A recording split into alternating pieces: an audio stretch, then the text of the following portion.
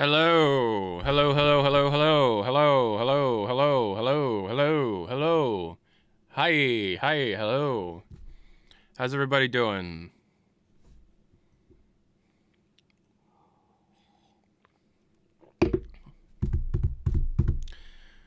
Happy birthday, Valve. You're as old as I am. Hi. How's Valve? How's Valve? Is Valve losing its hair and knees creaking and stuff? 30. Am I right? Weird, interesting little thing happened. Um,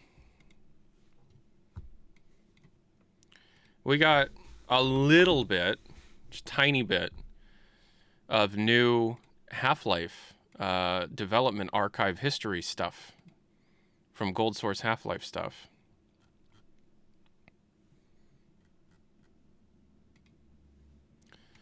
Boop, boop.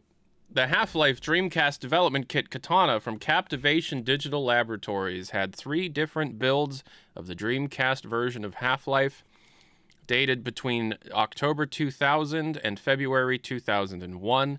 These builds are not completable, fully launchable builds. They were missing their executable files, but they were archived by this website, the Sega Dreamcast Info repository here, and they did list the files up for download.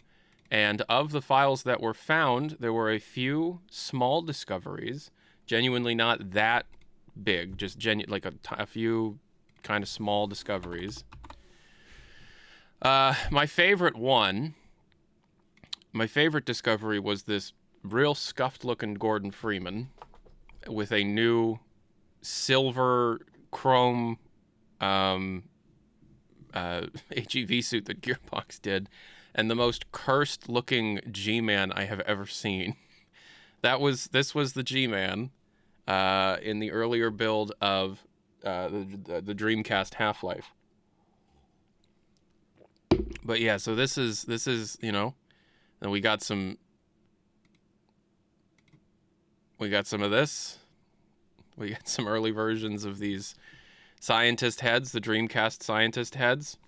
And here's Dr. Rosenberg, one of the main characters from Half-Life Blue Shift. And Dr. Rosenberg famously was voiced by John St. John, the same person who voiced a lot of the extra characters in the military in Half-Life Opposing Force, and then, of course, even more famously, the voice of Duke Nukem. Here's fun. Here's something interesting.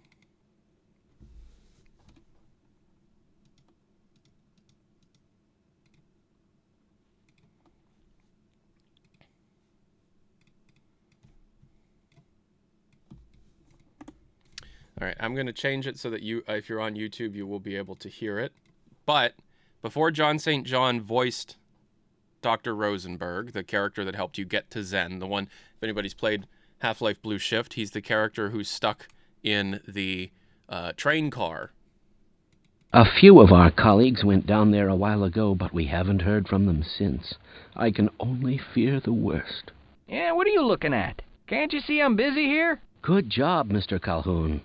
We began to worry when you didn't come back for some time, but it looks as though you were able to get the device operational.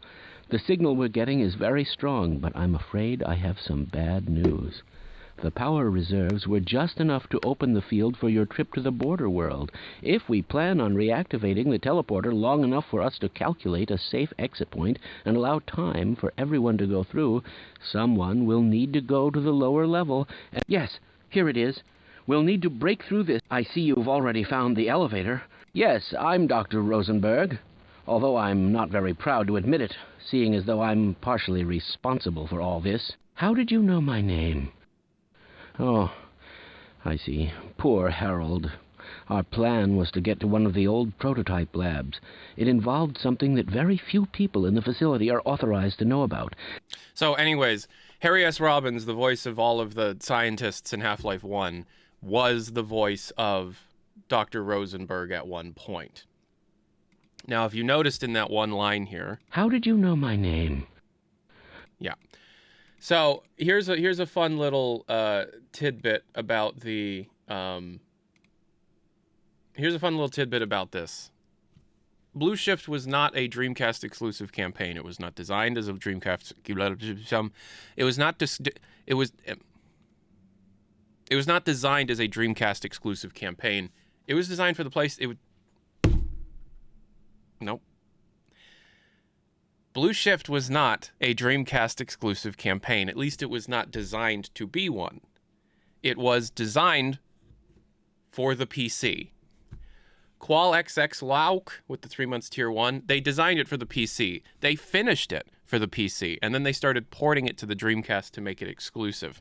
One of the ways that we know this is because even though the build, the earliest build that we have of this version, is about a year before it was canceled, and the final build that we have, the mapping is almost entirely final.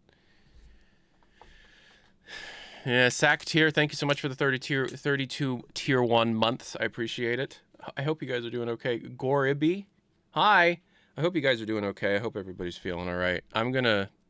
Okay, that's better. All right, hi, everybody. Tyler McVicker, the Passionate Gamer, your friendly neighborhood hype merchant. Team Spirit champions the International 2016.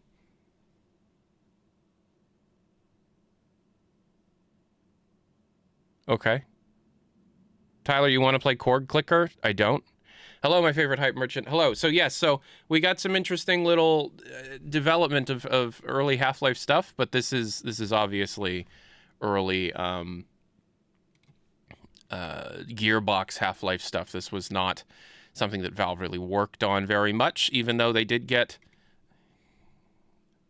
Harry S. Robbins to record the lines for Dr. Rosenberg before John St. John was the one to record the lines for Dr. Rosenberg later in its life when they tried to put it back onto the Dreamcast. So very interesting stuff. We're learning a little bit about the Dreamcast port of Half-Life here, and some very interesting early HD model pack stuff that's incredibly hideous and the most cursed shit I've ever seen. The Gunman Contracts devs just posted that the entire plan for the game is dependent on the Steam frame releasing tomorrow. He thinks it will drop.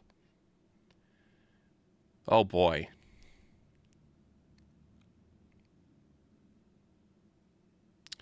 So that's not happening.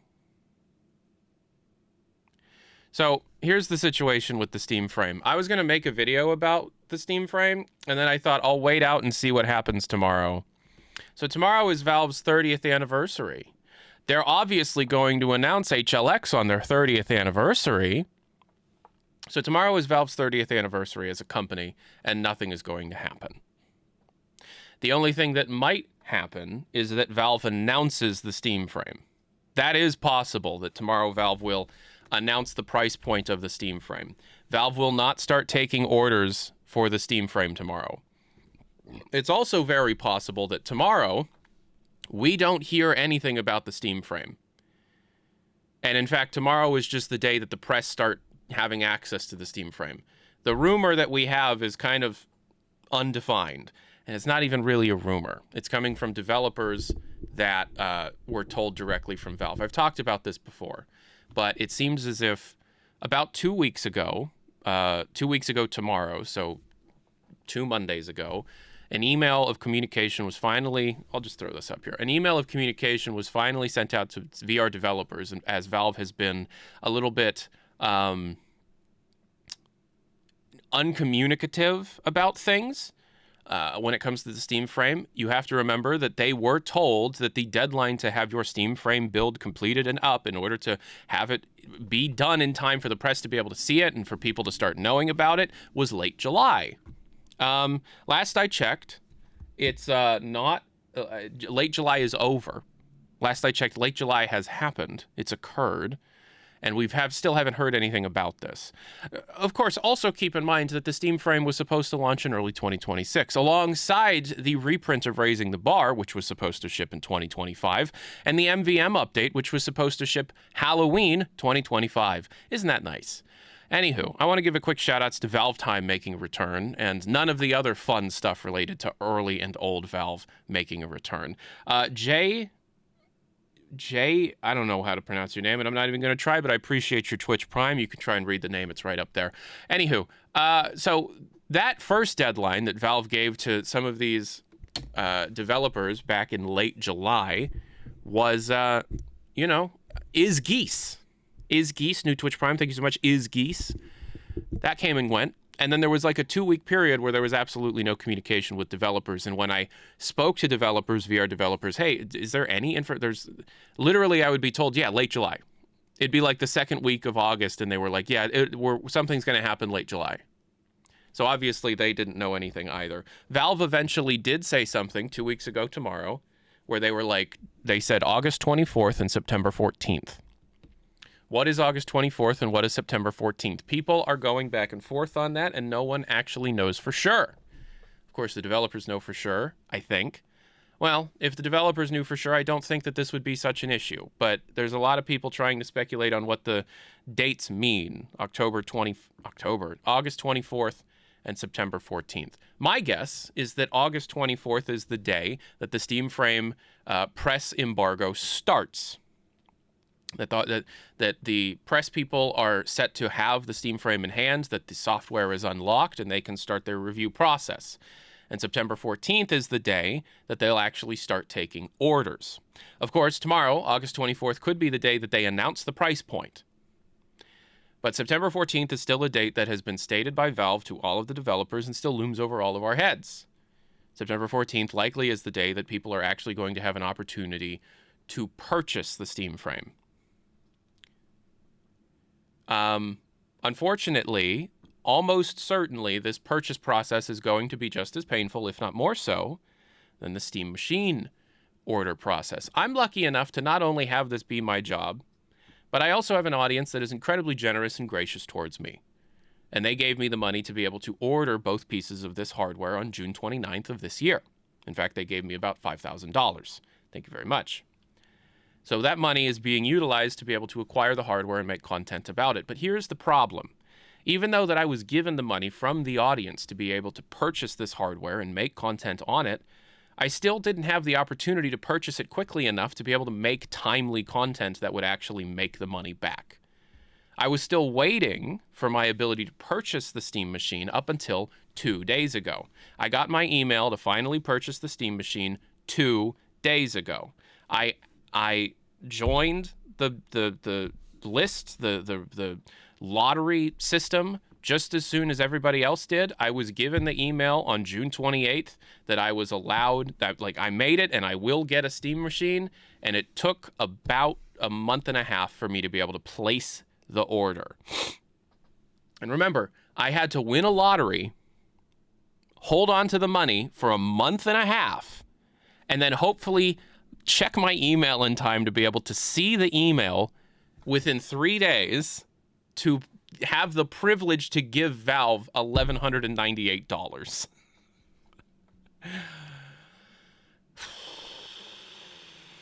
So it's not a good situation. I am so lucky to have the opportunity to give Valve $1,198 for the lowest model. And that's with tax and shipping, ladies and gentlemen. It ended up being $1,198 for the lowest end Steam Machine and no controller. I already got the controller. I got the controller as soon as possible. They're getting 100% of that? No, they're not. In fact, the profit margins are quite razor thin on this. So, I mean, like, obviously they get all of my money, but I think the production costs of the Steam Machine are not actually all that different from what they're charging. Obviously, they want to be able to turn a profit, but let's all be honest with ourselves. It's expensive for Valve as well, as fucked up and as bad as they've even handled it. Has there been any info on the Enthusiast kit other than the FCC filing? No. In fact, the Enthusiast kit appears to have disappeared. Okay, so it's $1,119.81 is how much money I spent on it. $1,119. According to this, they are packaging my items. So I should have it by the end of the week. There will be an unboxing video. There will be a couple of streams where I'm playing games on the Steam machine directly to check out how it runs, what it's like. One of the games that I really want to try out on the Steam machine is GTA 4, a famously horribly optimized PC port. And with all of the talk of GTA, I feel like it's kind of a two birds, one stone situation. Let's see how the Steam machine can handle such a horrible PC port that doesn't really run. I, of course, will install Fusion Fix, but I still want to see what that's like, how it can handle it. So that's where we're currently at right now. The Steam machine is available to a lucky few that not only have the disposable income to give to Valve, but win a goddamn lottery, have the patience for that lottery to call your number, and then, you're around when your lottery number is called. It's a horrible situation. Am I looking forward to Grand Theft Auto 6? Hugely so, yes. In fact, I'm even saving a little bit of my money. I'm putting 10% away of every paycheck I'm getting related to my job for the next few months to be able to get a PS5 Pro so that I can, experience it in the best possible way. I, just to throw this out there, am the passionate gamer. I love games. And Red Dead Redemption 2 was one of my favorite gaming experiences of my life. I know that's kind of a normie take to say, but Donkey agrees with me. Nakey Jakey agrees with me. That's a good ass game. And Red Dead Redemption 2 was such a great, deep down affecting experience that I would have paid twice as much money to be able to play that game. Thankfully, when I actually did experience it in 2022, there was a PC build. There was a PC port that I purchased and experienced and loved. I even loved Red Dead Online more than I loved, Grand Theft Auto 5 Online, putting that out there. I liked Red Dead Redemption 2, some of the best writing in a video game I've ever seen. Arthur Morgan is one of my favorite characters I've ever gotten to experience. But then again, most of the characters at the camp, give or take maybe two, are some of the most realized three-dimensional characters I've ever seen. And I still remember Pearson, Miss Grimshaw, John Marston, Jack, Abigail, Sadie Adler, Arthur Morgan, Dutch Vanderlyn, Micah, Sean, I'm Lenny. I'm forgetting a few of them. The German guy, Dutch's right-hand man, Kieran, Mary Beth, Strauss. You can't. $20 Canadian dollars, Tahiti, Hosea. Yeah. Let's just be honest. Let's be honest. That game is fucking brilliant, and I love it. Charles, Bill, who else is in there? I'm forgetting one of them. Javier, Uncle. Yeah, dude. Red Dead 2. I'm going to be honest with you. Grand Theft Auto 6 is not going to be as good as Red Dead 2. Let's be real with ourselves here. Grand Theft Auto 6 is not going to be as good as Red Dead 2. That's just not going to happen. But even if Grand Theft Auto 6 is 50 to 75% of the experience, still worth the money, in my opinion.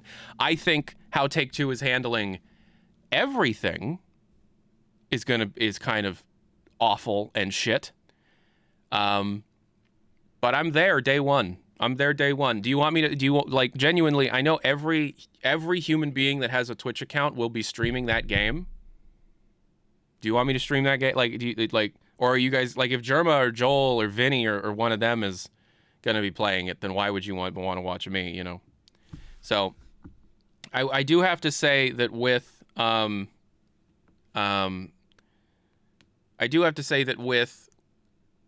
it being less than 90 days out from the release, and we still haven't seen official gameplay, the first official gameplay is going to be locked for 6 hours behind a stupidly expensive Netflix subscription.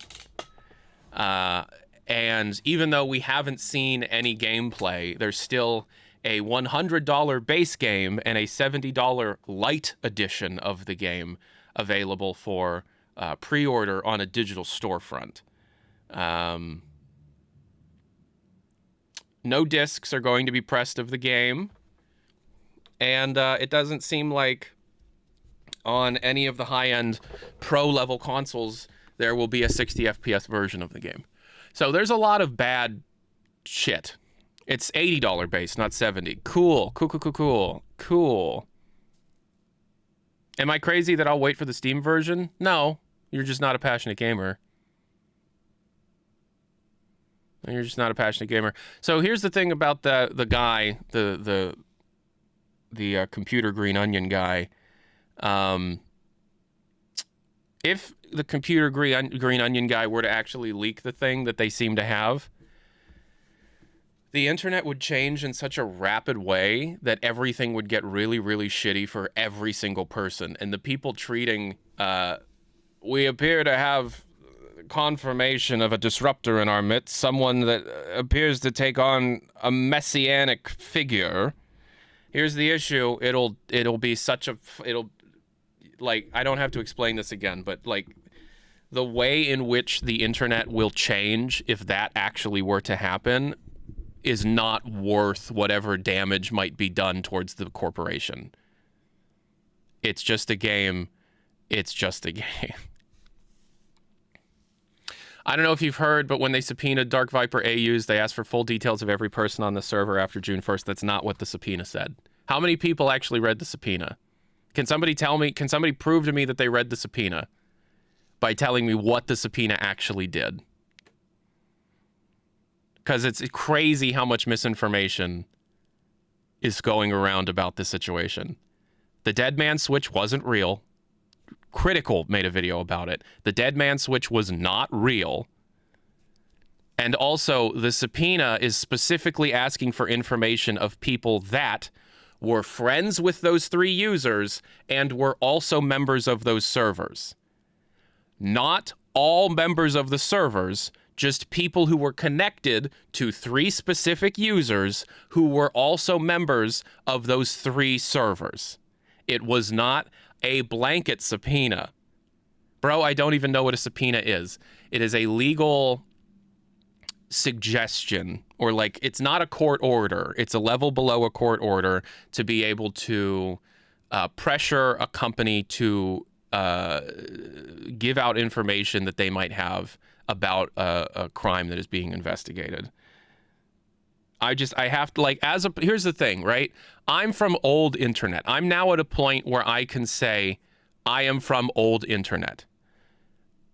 Because I used to be, NBC 68 is here, aka NBC, George Costanza, PFP, who has been in the community as long as I have been here. And I don't think we're really friends, but I know this guy because I've seen him around for like 10 years. I've seen him around for a really long time. I saw him on the GTA forums because I've been lurking on the GTA forums to because I'm a passionate gamer.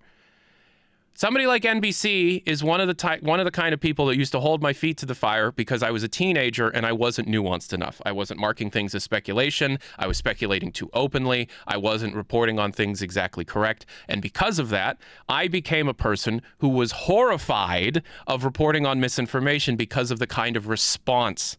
Bro, I'm younger than you, Tyler. You have been around be honest with me. You've been around a long fucking time, dude. You've been around a long time. I recognize your name, and I recognize your anime-style George Costanza profile picture. You've been around a long time, since like 2014. Yeah, that's when I started taking this seriously, bro. But I have been through so many different things in the Team Fortress 2, in the Half-Life, in the Portal, in the Left 4 Dead, Valve, commute. Don't hand gesture like that, please. What are you going to do? And so seeing just how flagrantly misinformed and how confident these people are about being misinformed to the point where they know they're misinformed, it doesn't fucking matter, tells me that the internet has changed in a really weird way, right? Because, like, people do the kind of shit that I always get accused of because when I was 17, 18, 19, I used to be a lesser reporter or whatever the fuck I am, and those things follow me forever, right? People are over here like Inside Gaming reported on the Dead Man Switch like it was real, and then they found out it was fake, and then they reported that it was taken down. Everybody seems to think that the guy has a Discord account or a Twitter account or a Telegram. They never had any of that. They had a website. It's just like, Like, what the fuck is going on?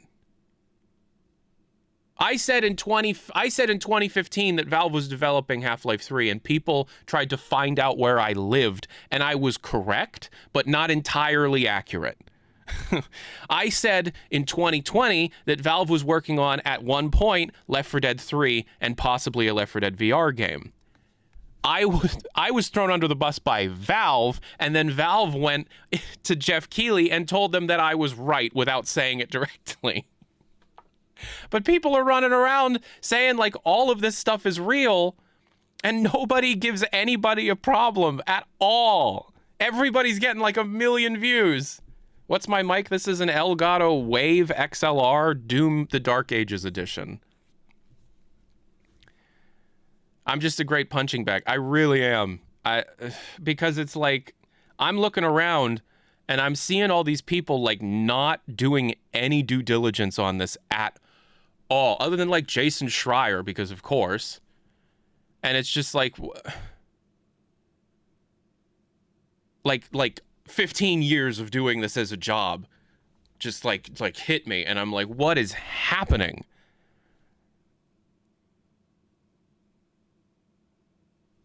I don't. The internet has changed. It's very, very strange. But it's also very strange how people's response and reaction to me as if it's still 2015 and I'm still 18 years old or something. It's crazy. I don't know. I don't know. Insider gaming is fine. I have no problem with insider gaming. They usually do good work. But, you know, even they fell for the dead man switch, which made me like question it. Well, I was like, nah, that's not real. That's not real. So here's a few fun facts. I never click on links. I have been beaten senseless by the idea of clicking on links. I never click on links, ever. If I can avoid it, I don't click on a link. So I've never actually visited this fucking website with its nodes and all that shit. I have nothing to. I don't want it. Fuck that, right? So when people like started talking about this dead man switch thing, I was like, this is what the fuck what in the freaking Mr. Robot ass is this? That doesn't sound right. What the hell? And then of course, very quickly people were like, that's not real. But then it spread, and then I was on Twitter, just kind of like, because I check different things, and I was on Twitter and I saw that you know how Twitter has that stupid AI summarization of current things that are going on? It literally said GTA 6 leaker announces dead man switch. Just like not possible like just definite verbiage. And I'm just like, what is a dead man switch? A dead man switch is effectively a timer that needs to be restarted every day. Okay? It's effectively a situation like if a person that has set up a dead man switch is incapacitated, they are no longer available to do a thing to keep a thing from happening, right? So it's called a dead man switch because it's like, if I were to ever be killed, then this thing will happen because I won't be alive to stop it, right? That's why it's called that. In this situation, the fake the fake thing was, if I'm apprehended or something, the computer onion guy, if that guy's apprehended, then they won't be able to stop the game from leaking. It's not real. Somebody wrote that up, probably an AI trying to be Rami Malek or something.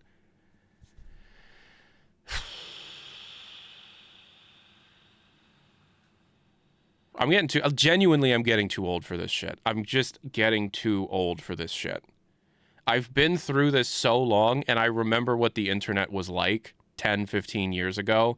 And even though I was treated really horribly for a long time, I miss the old internet, because at least when I was being harassed and stuff, at least people were pushing for more credibility. Whereas now I'm harassed by people who need information as if it is a drug, and the information is an addiction, and that's a whole other thing. Like, if I fucked up, I would be clowned on hard, but it wasn't something that just happened to me, right? if I made a video that was inaccurate, it would become a meme, and then I would be like, kind of like, you know, trial by fire, made to not try and make that mistake again, and I learned not to do that. That doesn't exist anymore.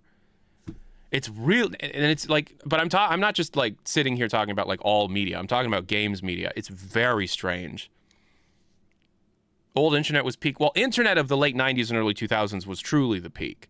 But I wasn't really around for, I mean, I was on the internet when I was as young as like 3, but I was just like playing Flash games and stuff on like Nick.com and Macromedia Flash and stuff. I don't know. It's just, I also don't understand, as a person who has dealt with genuine leaks in the past and ended up making some of the biggest mistakes of his professional career through that, I learned a lot of things.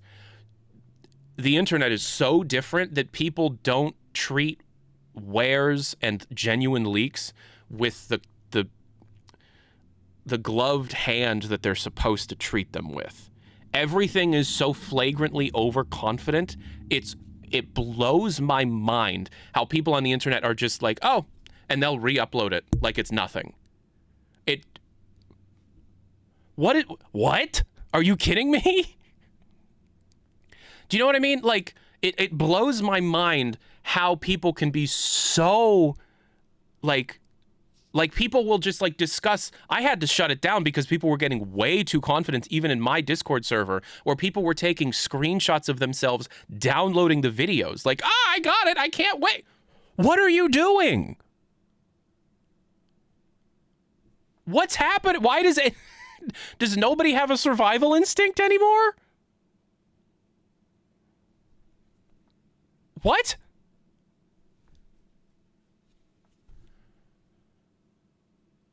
Like, ever since I got reprimanded for the Half-Life Alyx beta build, and also some, like, screenshots and stuff, it was a lot of stuff. I was overconfident and acting like an asshole.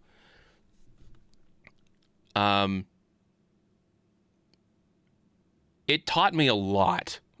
It taught me a lot, you know, and I guess I'm one of the lucky ones because Valve was very fair with me and I was able to come out of the other side with it having learned quite a bit of things.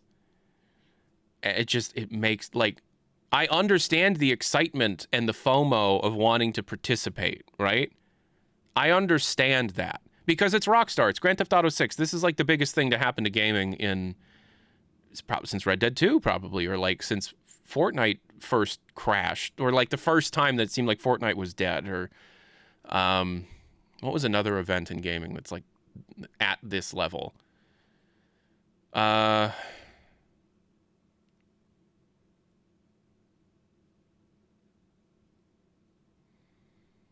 mean, Hopium Season 1 was a pretty big deal, but like compared to GTA 6, it's not. Oh, Cyberpunk?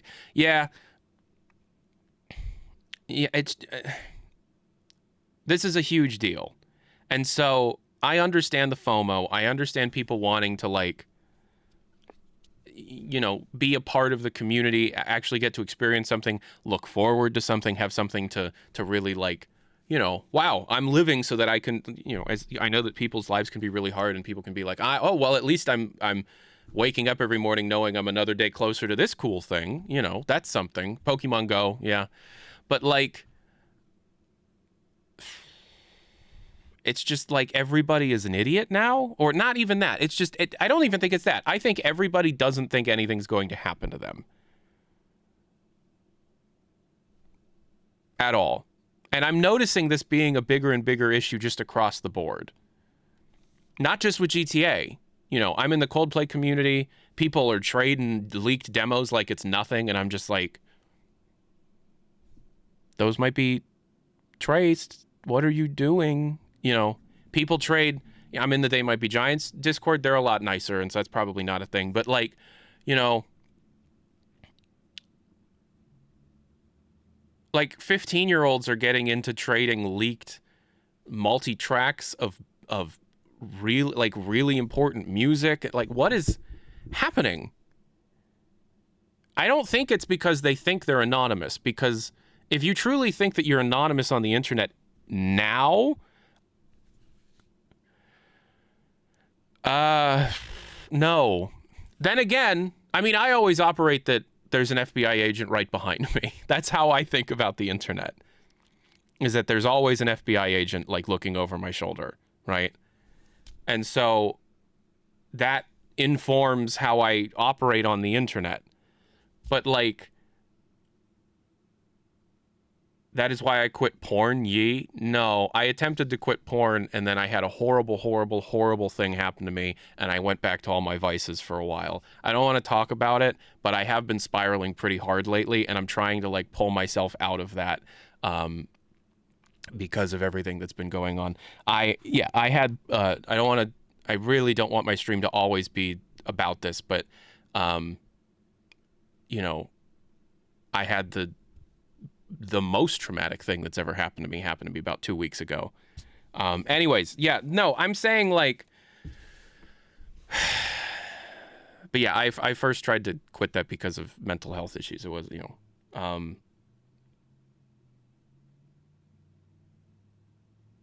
hey man, you survived. Yeah, so far it's ongoing. Unfortunately, it's not over. I really don't want to. I'm doing the streams to distract myself from the thing. Okay. Two Girls, One Cup. I have never seen Two Girls, One Cup. Never seen it. I have seen Goatsy many times though. I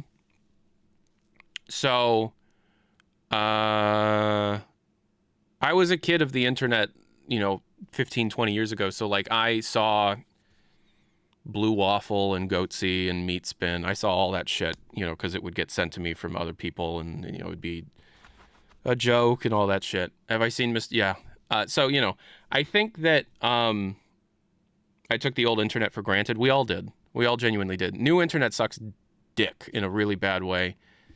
We saw the cartel execution like it was a YouTube video back in the day. I saw the ISIS stuff. Yeah, it was just everywhere. Why were people willingly watching Two Girls, One Cup? Because the meme of the day was watching reactions to it.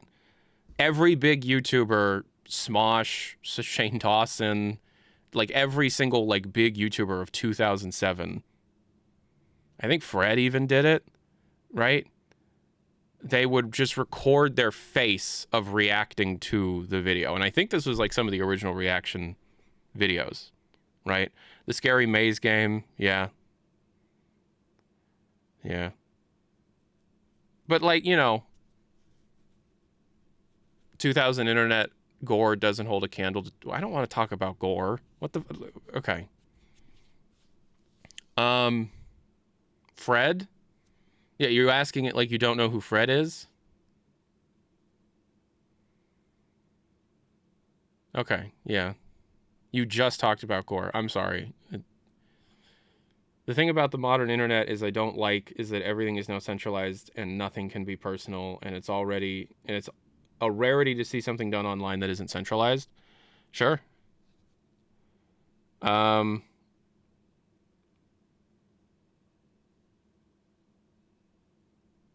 Yeah, I mean, like, I don't want to talk about this too much, but old internet culture was more fun. And I don't want to be like the old man yells at clouds, but old internet culture was just more fun. It just was. I don't know. Like, YouTube of 2009, 2007, 2008, 2009 was more fun than YouTube of today. YouTube of today is very corporate. Everything has to be effectively like cable television. Whereas back in the day, it was like everybody was using a shitty handycam, and I don't know. It was, it was fun. And also, yeah, internet, like there were websites. There were a lot of websites. And, the most popular stuff online, other than music videos, were not news. Were not, political commentary and that kind of stuff. It was just really weird shit. It would just be like, I don't think something... Well, I guess something like Will It Blend does exist now, and it's called Ordinary Sausage. But, like, Ordinary Sausage to me is, like, the soul of early YouTube living on. But, like, Will It Blend and, anything Neil Cicierega did, or... Yeah, I don't know. And now, as a person who works on the platform, Nile, I do like Nile. They're still very good. Okay, let's just put this out there. There are still very, very, very good YouTubers. Absolutely, there are some phenomenal YouTubers out there. Let's just throw some names out there that I like. Ordinary Sausage is one of my favorite. You know, hey there, folks. How's it? I guess that guy, love him. Maya from Alveus, love him. Some of the best stuff. Modern Smosh with Amanda and Angela and Shane and Spencer and Chance and all them. Really great. I love Bringus. I love Captain Disillusion. I love Fammy. What else do I... Oh, Curse Farms, of course. Internet Historian. I don't really watch Internet Historian. I confuse that with Internet Comment Etiquette, who I do watch. Dank Pods. That whole genre of camera pointed to desk. I think Ashens started this. Camera pointed to desk, hands in frame, looking at tech or looking at a thing. I don't know what you would call that genre, but, you know, that was some great shit. Hands in frame, where it's like, you know, how Dank Pods has the camera that faces down, right? Or James' channel has the camera that faces down. Or Bringus's second channel has the camera that faces down, and their hands just come into frame and they're showing you something. I love those videos. It was a Steam frame joke. Oh, right. The first person unboxing thing. Yeah. I used to watch Linus a lot more. I don't really watch Linus. There's a point where a channel becomes so big that it's no longer that creator's vision or style or voice, and it's just kind of a machine at that point, you know? Things get way too sterile and corporate and stuff. I used to watch Game Theory when I was in high school. Linus has some whack game opinions. He thinks BioShock 2 was terrible. Well, I watched Zero Punctuation. Wait, excuse me. What is it called? Fully Rambliotic or whatever. I forget what the new one's called. But that dude hates BioShock 2 as well, and I respect their opinion. It's not, you know, you're allowed to have different opinions. Dank Pods, I love. Fully Ramblematic, yeah. I love Dank Pods. Who else? Let's actually think about who I watch. Technology Connections. Let's give a quick shout out to one of the best channels on that still do it. Technology Connections. Defunct Land. Yes. I do watch a lot of that. I also watch a lot of Yesterworld. I hope he can get that stuff figured out. Red Letter Media. Absolutely. Ordinary Sausage. Ahoy. Yes. Mega 64, absolutely. H-Bomber Guy doesn't upload enough, but when he does, I'm watching. Fern doesn't upload enough, but I'm sure Fern's going to make an absolutely incredible video with 3D animation of, like, stick figure, 3D model stick figures, and it's sitting in houses. And Jenny Nicholson is another one that doesn't really upload that often, but when they do. Nakey Jakey. I do watch Nakey Jakey. I do watch Eddie Burback. I have the privilege of once being on a very long Discord call with both Nakey Jakey and Eddie Burback in like 2019 for like 5 hours. And we talked about a lot of stuff. And then Nakey Jakey proposed to Electra on Discord. That did happen. Vsauce is good. Elemento. That sounds familiar. Is Elemento the one who did... As a joke, right? Yes, as a joke. Electra told him to fuck off, actually. Is Elemento the one that did the video about the Kennedy assassination, or is that Mr. Beat? Which one's Elemento? That sounds familiar. See, that's the thing. There are so many... Yeah, Elemento, yeah, great channel. There are so many good... Gabe Follower, phenomenal channel. There are so many fantastic... YouTube channels. That's not what I'm talking about. Nile Red. Okay, well, I'm going to look at my subscriptions real quick, and I'm going to tell you who I've been watching. Admiral Gorg. This guy's got 10,000 subscribers. He makes incredible video essays about alt comedy with a focus on cinema at the cinema, but he also just made a video about Conor O'Malley that was really good. CMDR Riley SV. Half-Life Valve beta creator. Drawn Out. I want to give a quick shout out to Drawn Out. Anybody watch Drawn Out? Drawn Out's great. I love that guy. I like his style. I like his voice. He can be wrong sometimes, but he's really chill, and I like him a lot. Drawn Out. I like Drawn Out. Dropout. You got to give Dropout some credit. Parlogram. You got to love the Beatles videos. The Lion Whisperer. Kevin Richardson. All right. So good morning, everyone. Today we are taking Thor's group out for an enrichment walk. He's full of beans. Oh, what? So there's like one person in the chat that just heard me do that and went, oh, damn, that's a pretty good impression of that guy. But does anybody watch that guy at all? Let's see. Accursed Farms. There's this channel I found recently that's like got 10 videos on it. That's called 100th Coin. This guy must have NES emulator autism because it's like the most in-depth technical videos about the NES that I've ever seen. But it's very, very good. Ahoy, Alveus, Anonymous, Artist on Artist, which is Jeremy and Angela and Patrick and and Kylie. There's a podcast that's really good. It's Auntie Donna. Gotta love Auntie Donna. Billy Cobb. Gotta give Billy Cobb their credit. They might even be watching this right now, by the way. Billy Cobb.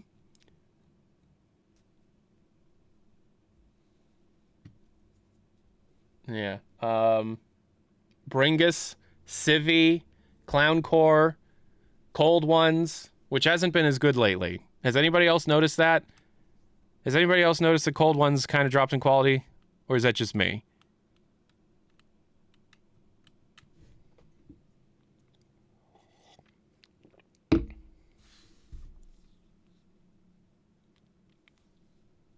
Just me? Okay. Connor O'Malley, Dank Pods, Dark Viper, Defunct Land, Devin Palmer. Devin Palmer is my favorite comedian on YouTube.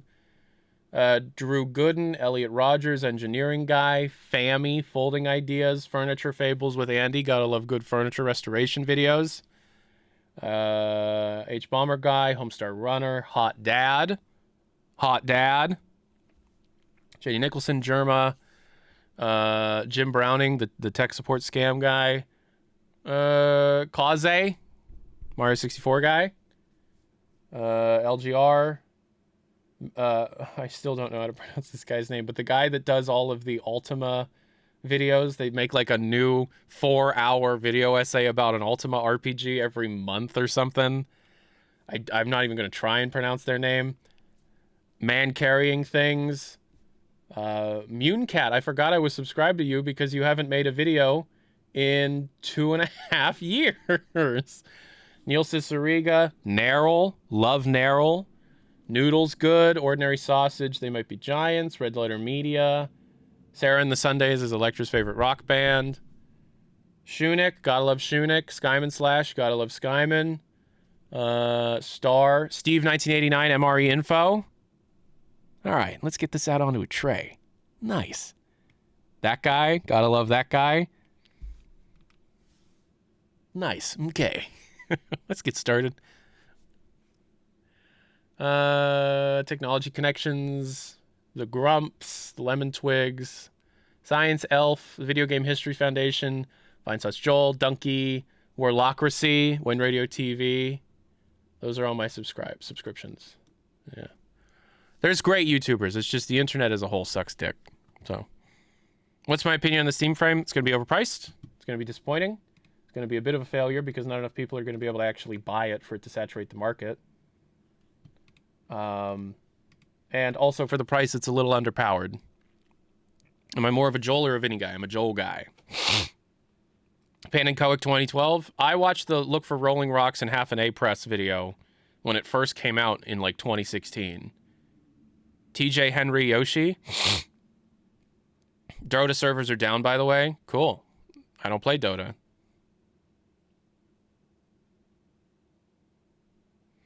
Oh, no clip. Yeah. I'm not subscribed to everybody that I watch, but have I seen any Austin's Red Dead Redemption 2 videos? No, I have not. Release the Frame. TJ Henry Yoshi. Yeah.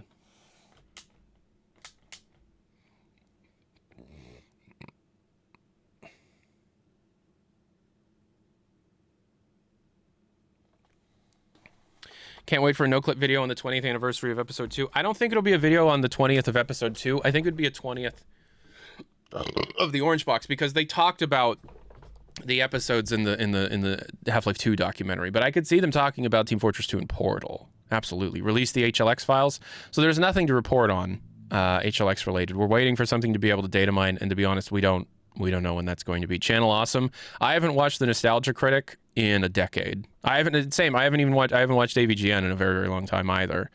I do watch GP sometimes. GP gets product. Yeah, I do watch GP sometimes. Lindsay Ellis. She sounds familiar. Is she also Channel Awesome? She sounds familiar. I don't know I don't watch every YouTuber. But, you know. Last Dota 2 update was June 24th. Yeah, and the last Deadlock update, which was matchmaking, did not have anything of note in the data mine, so I apologize, but, you know. AVGN is still good sometimes. Well, I mean, I just, you know, I watched I was introduced to Awesome Video Game Nerd in 2006 or 2007 by a girl I had a crush on in elementary school. And that's why I started watching that guy. And that was back when the full episodes were on cinemassacre.com, right?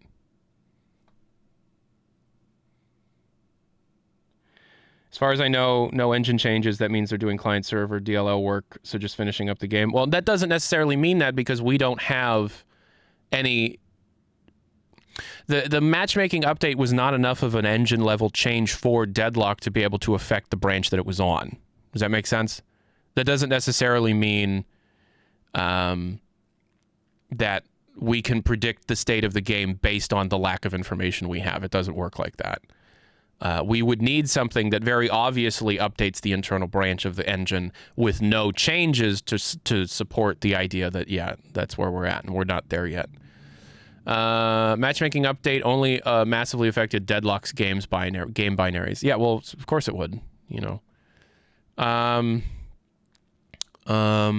Isn't it weird that the November-December madness was half a year ago? It was more than half a year ago. November's in 3 months. You know, it's 9 months. It was a whole baby ago.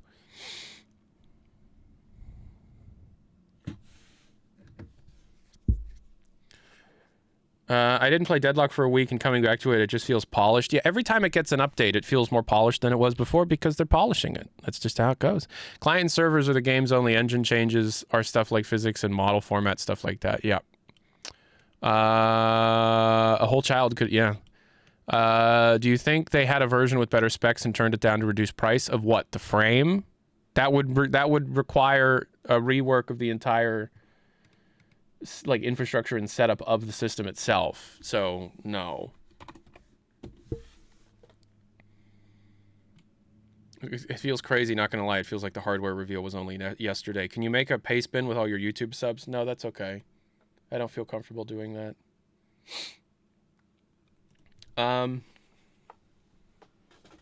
Anyone know where the yacht is at right now? I don't think that should concern you.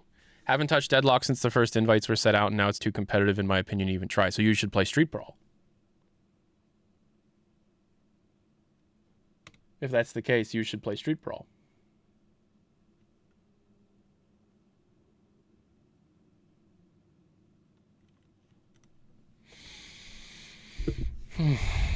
Also, now there's a competitive mode, so you can just play standard unranked, and it won't be as competitive.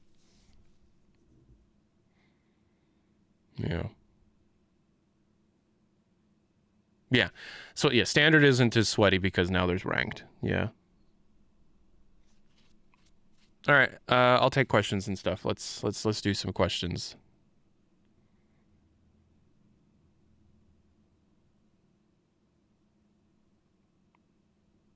Motherfuckers in standard sweat more than ranked. I don't know about that. What is the pile of controllers? Oh, I'm just going through some of my stuff to see what I sell. It's all a bunch of like 8-bit dual wireless controllers over the years and stuff. I have 4,000 hours in the game, trust me. Okay. So why nothing tomorrow? Because it doesn't seem like anything's going to happen tomorrow. Any plans for the coming week, Tyler? Yeah, I'm trying to get myself back into the mindset of making videos and working. What I had for dinner last night? a box of tomato basil crackers. A box of gluten-free tomato basil crackers.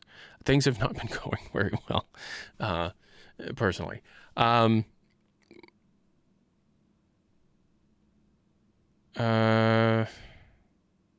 Will you retire when Half-Life 3 releases? Not immediately, but eventually, yeah.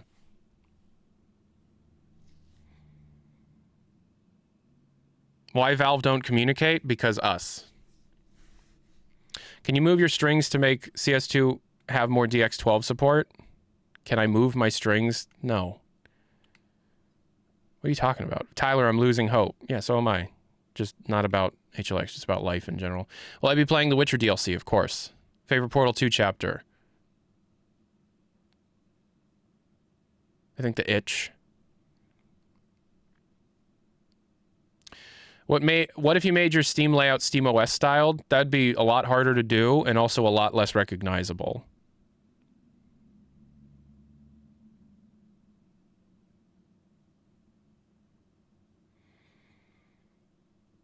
Everybody can look at this and have a general idea of what I'm trying to do here, you know?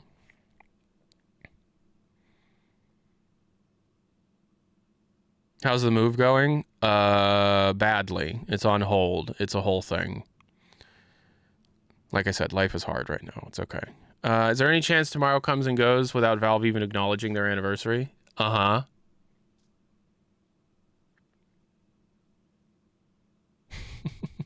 Yes. Yes, that is possible.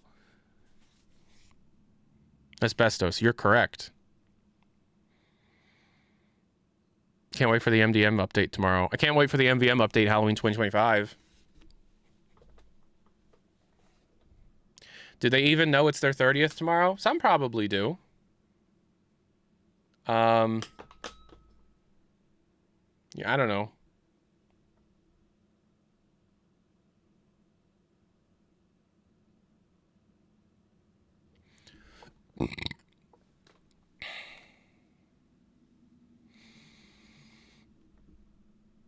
They will have paid point shop items. Why are you so sure of that? One thing that could be cool for Valve's anniversary is them re-implementing skins for Steam. It's not Steam's anniversary, it's Valve's anniversary. Robin Walker going to personally go to your house and give you a copy of Half-Life 3 when it comes out? He will not. That will not happen.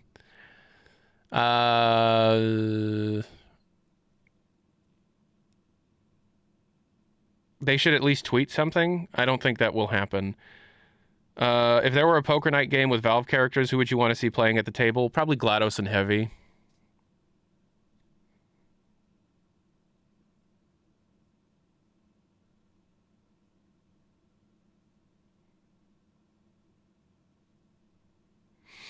Congrats on finally being able to buy a Steam machine. Yes, I have been graced with the privilege of giving Valve $1,100.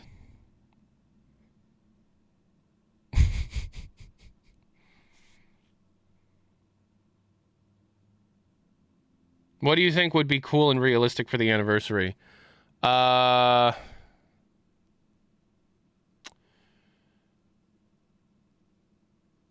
Nothing is realistic for the anniversary. I guess the Steam frame price. Just get that shit out the way, you know? Tyler, does anything ever happen? Things happen every day, my man.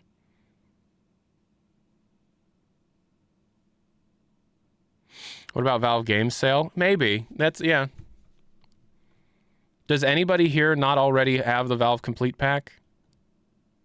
Have I played Stalker 2 yet? I don't own it.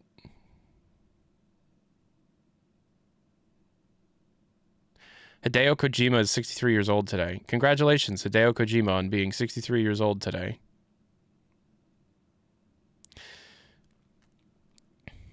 What are you going to do with the C machine aside from make content? Well, I'm going to make content for a little while, and then it'll become a television box.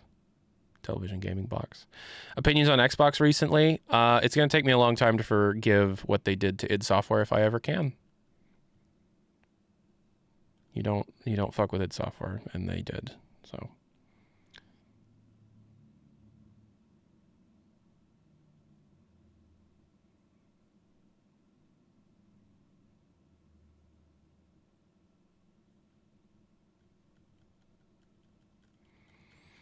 I don't have Day of Defeat. I don't know how to enjoy it without deeper incentives. Okay. You know, video games used to have no incentives to play. They just people played them, right? Like at all. There were the idea of using incentives to make your players return over time is a more modern thing and didn't exist until like what, 2012?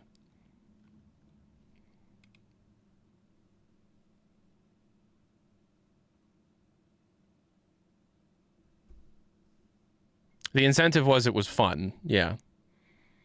And it's crazy how that does not exist with the younger generations as much anymore. You know, people label games dead on arrival if they don't have a roadmap that goes out 10 years or something. It's very strange.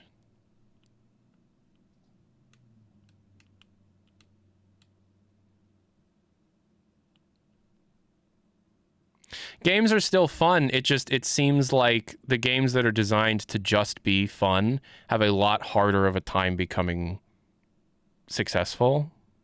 You know, they need to already be an established thing or be like the one indie that won the lottery that 6 months. You know?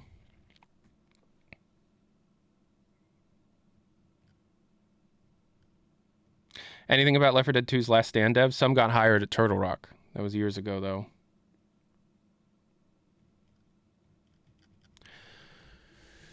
There's just too much going on. There's too many games, and too many of those games are trying to compete for the wrong kind of attention. And there are too few gamers that are willing to just play games for the sake of playing games anymore. There are obviously that's not entirely the case. There are so many people that play video games, but like a large chunk of the people who play games need the Skinner box thing. Otherwise, they're not going to want to play the game anymore. So, you know, there are some games coming out that I'm very much anticipating that I'm very concerned that they'll even make a dent at all because they're just a game, you know.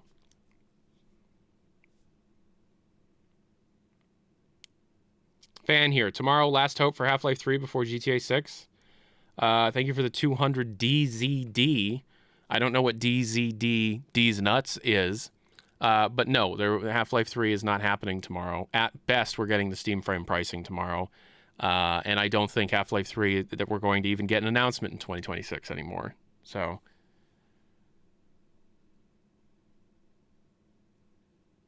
yeah, the game they announced at the end of TGA last year was already shut down. It was shut down in like two months. Why? I don't know. In an alternate universe, the 9th Half-Life 3 gameplay clip just leaked. Yeah, and I was subpoenaed.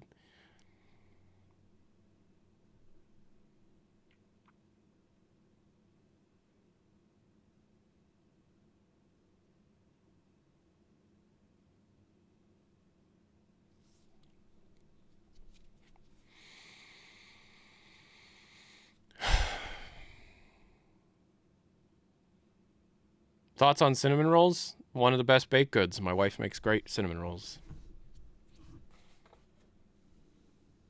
Rockstar has my info now since I was in that 100K Creator Discord Classic. Were you friends with one of the 3 people mentioned on the subpoena? Did you read the subpoena? Dingus? Why is nobody actually reading the legal documents? I'm serious. Why is no one reading the legal documents?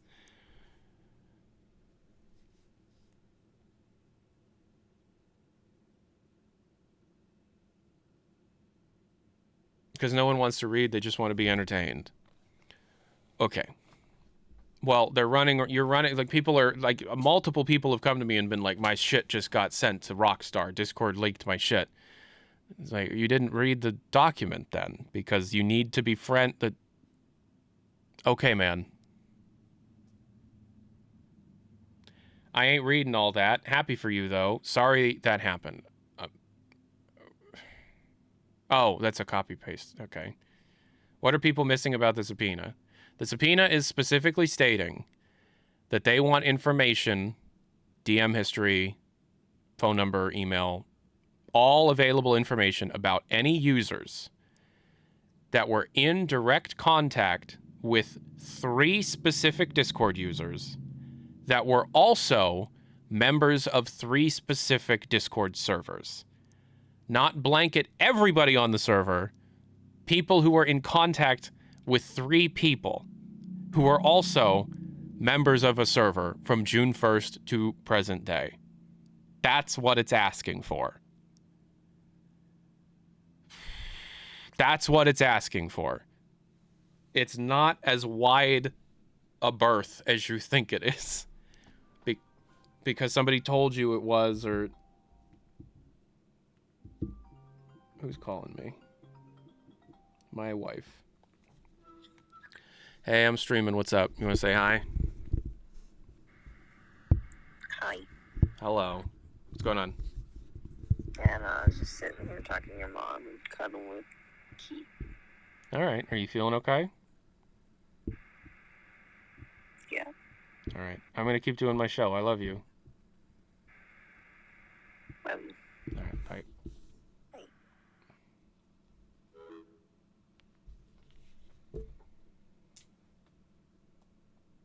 So do we think that HLX is in development hell? No. Did I say it was in development hell? Are you hearing things that weren't said because you're filling in gaps in your mind? Because you're addicted to the idea of information? Seems reasonable in the context of the lawsuit. Yeah, okay. I repeat. The subpoena that has gone viral, that has made people think that if you were a member of Dark Viper's Discord, or one of those other Discords, you are automatically a part of it. That is not the case. The subpoena is specifically asking for information that were for users that were friends with at least one of these 3 people, or sending direct messages or interacting directly with one of these 3 people, and also being a member of one of these servers. And it was only for his editor's Discord server. So that's not entirely true, I don't think, because it said the editor's Discord server, but it listed, like, the actual invite ID or link or whatever was for the public server. And because that's filed, that means I think that means it's nothing, because you would need to refile it because there's, misattributed information there.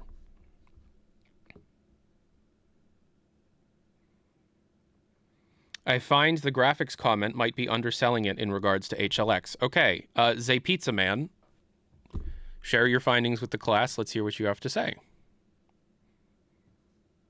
What's my favorite root vegetable? Carrot. It's not even close. I wonder if they're going to find people. They will. So here's the thing. They're going to find the leaker. It will happen. It's just the length of time that it's going to take to happen is surprising. But they will find him.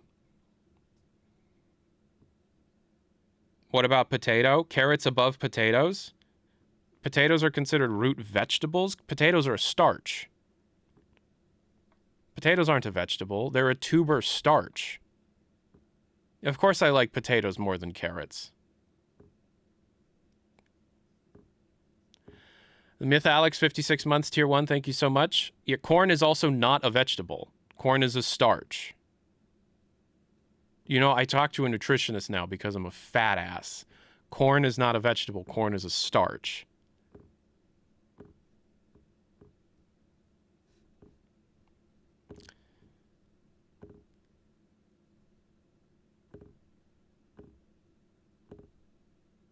Corn is a band. Corn is a band. Melon is a vegetable. So vegetable is a Vic Michaelis did a whole thing on this. I think Valve will go with their stylized look they did with HLA. I feel like making it hyper-realistic is wrong. Oh, I never claimed they were going to make it hyper-realistic. I claimed that they were making it better.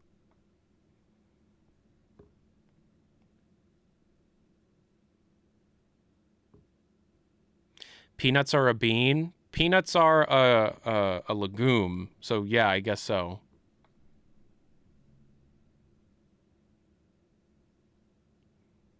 I believe Tyler has implied that it was heavily internally delayed. Not implied. Stated it outright multiple times. Perfect is the enemy of good. You know, for people that beg for information, I sure seem to have a lot of information on my YouTube channel that you haven't seen yet. A Cesara, thank you so much for the Twitch Prime. Anything savory is a vegetable. Let's not lie to ourselves. Okay. Well, pulled pork is quite savory.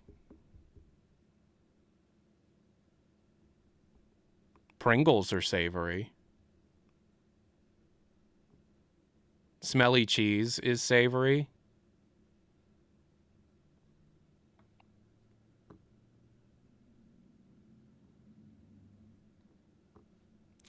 I want you guys to be honest, and I mean no judgment. This is coming from a person who is overweight.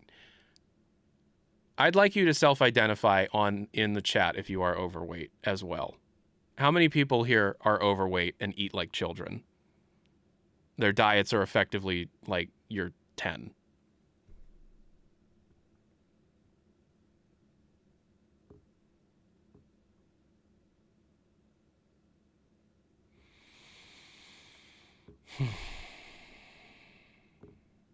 Is 228 overweight? It depends how tall you are. I don't even think children eat like I do. Jesus Christ.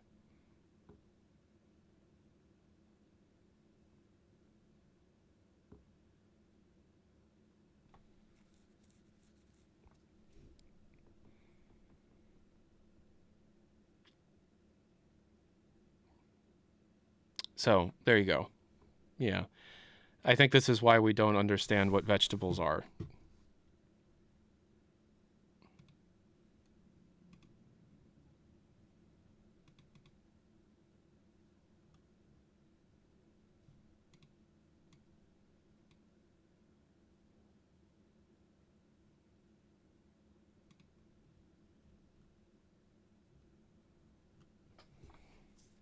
Vegetables is one of my favorite Beach Boy songs.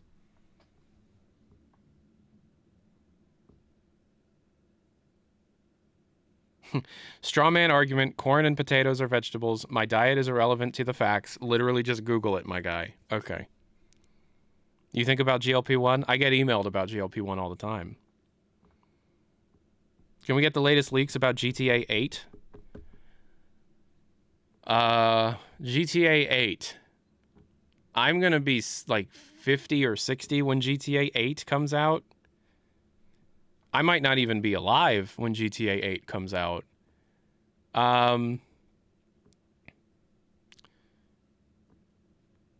mean, GTA 7... I mean, they already did, you know, the 3 PS2 locations in, you know, the HD universe. And so... no greasy Italians making it to GTA 8. That's true.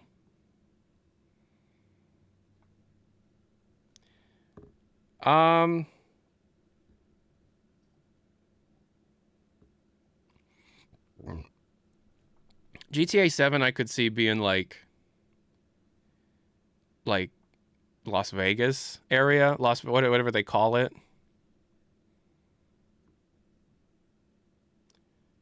Like, because there's a lot of stuff that was Las Venturas. Yeah, there's stuff that was in San Andreas that isn't in Grand Theft Auto 5's world map. So I guess you could do that.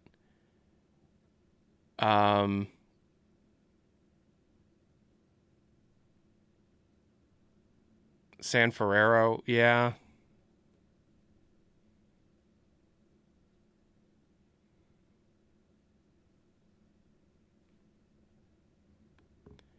We want to go back to Liberty City. So we're just going to do the 3 cities. We're just going to do New York, California, Florida, New York, California, Florida, New York, California, Florida. We're just going to do that over and over again.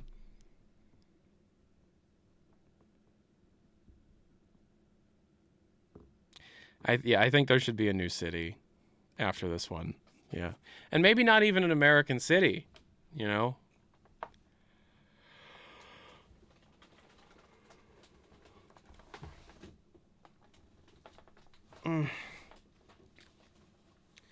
Grand Theft Auto London, yeah.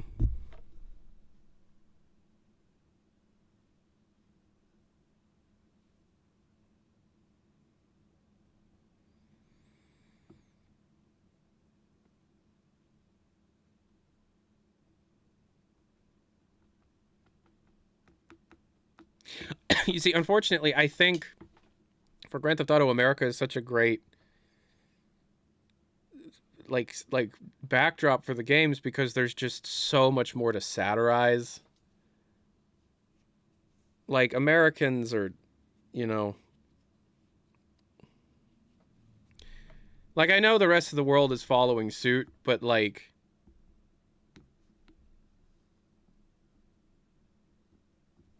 it's chaos. Yeah. Also guns, that's true. That's true.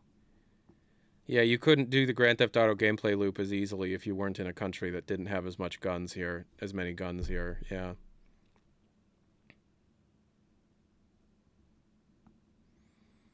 And I guess, yeah, satire of American culture is kind of ubiquitous.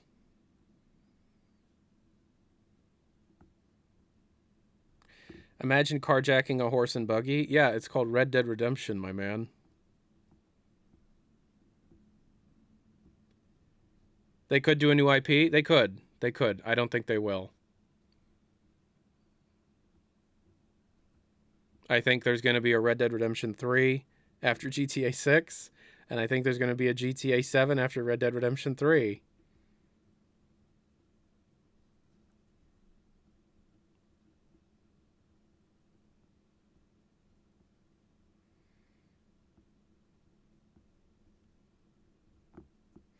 And yeah, if it's the same gap from GTA 5 to GTA 6, which was what, 13 years? Then yeah, it's like 2039, 2040.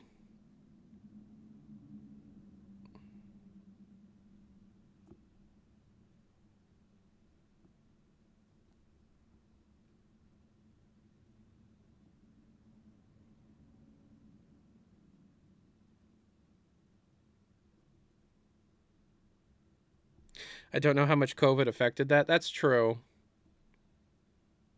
I mean, that's still going to be like 10, 12 years, you know. They're going to milk GTA 6 Online as much as they can. They're going to, yeah, but it also depends if GTA 6 Online becomes as big as GTA 5 Online. A lot of people, even Take-Two, have kind of come out and said, like, it's possible GTA 5 Online is just, that's the thing that's maintained.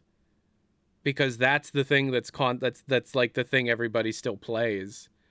We don't know that they'd be able to let that lightning strike twice, right? Because they tried to do Red Dead Online, and Red Dead Online, let's be real, is a better game. So we don't know, you know, like maybe, yeah, GTA 6 Online will be like crazy good, but like that doesn't necessarily mean.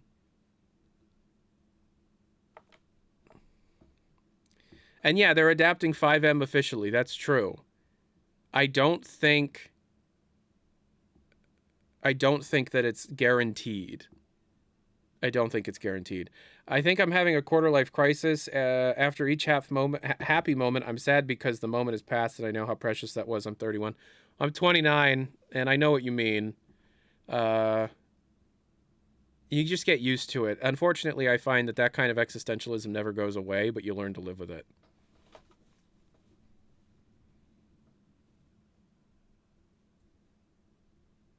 Any news on a 64-bit Left 4 Dead 2 update? They were working on that years ago.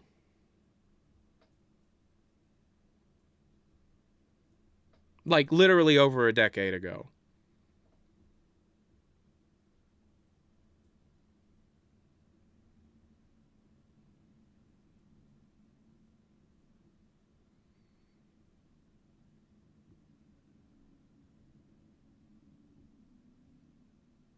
Yeah, the Left 4 Dead 2 64-bit build was mainly to test Rubicon physics. Yes, and it also didn't have eyeballs. Will HLX leak? No, it will not.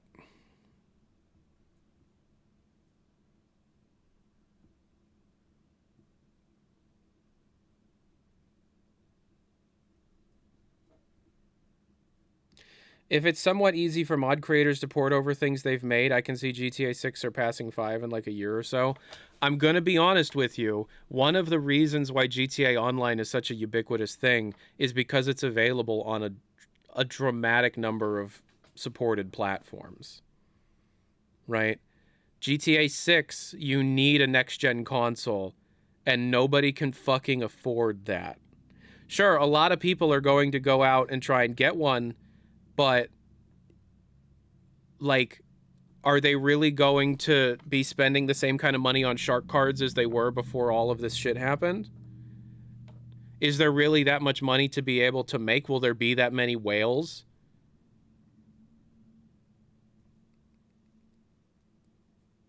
You know, it'll be a console seller, absolutely.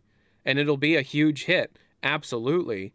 But the online mode is going to be a much harder sell because it's added expense on top of everything, and its success is based on the fact that GTA Online made more money than God, right? And then Red Dead Online was dropped, even though it was fairly successful and a level of success that other companies would kill for, but it wasn't as successful as GTA 5 Online, right? So, you know, I think even Rockstar is like, I don't think we can make the lightning strike twice in the same way.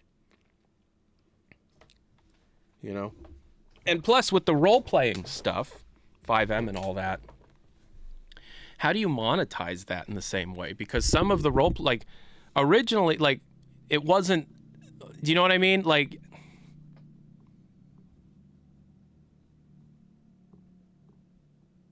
Like, it's really cool that they're going to be making 5M official. But then the question is, like, okay, how do you monetize something like 5M? You know, in the same way that you monetized the base game of Grand Theft Auto Online, you know?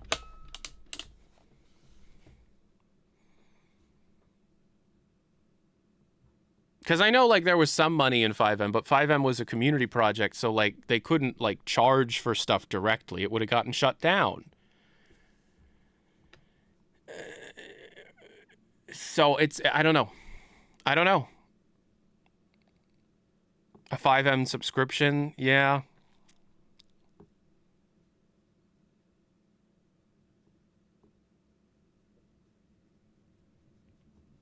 My guess is Rockstar will have some sort of Robux currency. Oh, absolutely. But again, the question is there enough money in your users' pockets to be able to support it in the same way that you're being supported by GTA 5?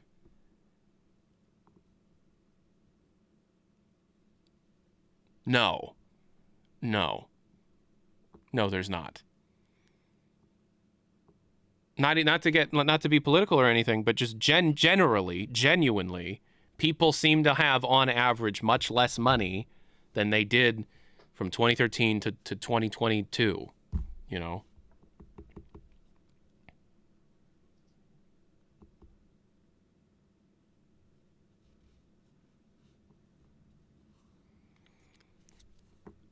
They might do a thing where they let the community monetize stuff and they take a cut. Yeah, I guess, but like at the same time, it's a very difficult sell because people are already like rushing to try and get a PS5 or an Xbox or whatever, which has already gone up in price dramatically because of the RAM shortages and everything. The game itself, if you want the full experience, is $100, right? A whole lot of people don't have PS5s or Xbox Series consoles because up until right now, there really hasn't been a game to sell those consoles in the same way that there used to be. The best game on PS5 that you can't get elsewhere, in my opinion, is Astrobot. Astrobot was not a console seller. It was just a great game, right? Are there any other exclusive PS5 games right now that are like really worth the money? Dreams was on PS4, so no. The Demon Souls, that's a remake, so no. Is Ghost of Yotei exclusive, or is that on PC? I guess Ghost of Yotei. Okay. Ragnarok is on PC. The Final Fantasy remakes were exclusive. They're not. Ghost of Yotei is not getting a PC port. Okay, but Ghost of Yotei did not sell consoles. Grand Theft Auto 6 is going to sell consoles. Let's be real. Grand Theft Auto 6 is going to sell consoles. But that's such a big expense for everybody. You take the console and the $100 game, and you're still expecting people to be pushing a bunch of money into an online game mode. I think even Take-Two is smart enough to know right now, I don't think so. Oh, yeah, and then you need PlayStation Plus to be able to even play it online in the first place. How much does it cost for a PS5 Pro in the US with tax? I don't know. I know the used market is between $800 and $1,000 without the disc drive.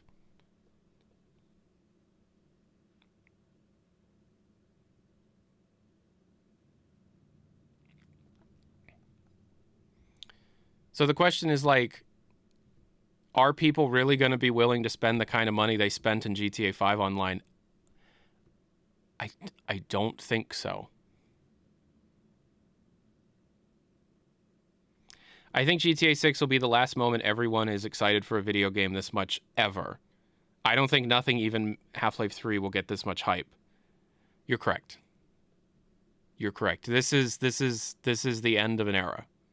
You are entirely correct. This is the end of an era.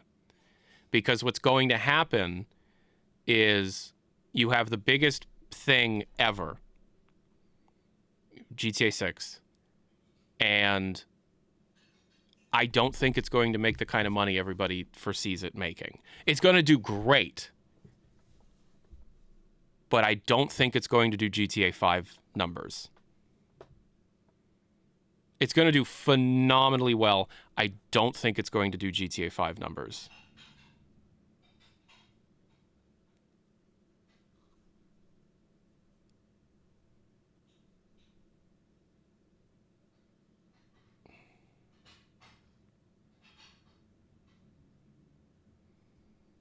And you also have to remember, GTA 5 was at stores. It was in stores.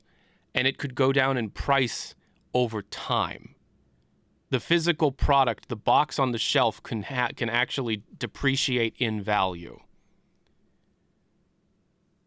That's a big part of why it sold so damn many.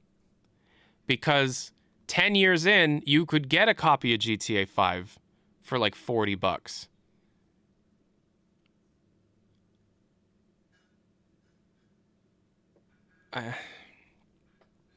It's going to do well.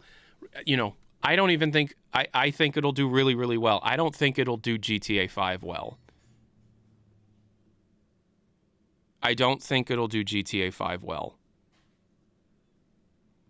Especially considering that people are going to be comparing it to GTA 5's lifetime sales, which is stupid. You need to compare it to GTA 5's first year.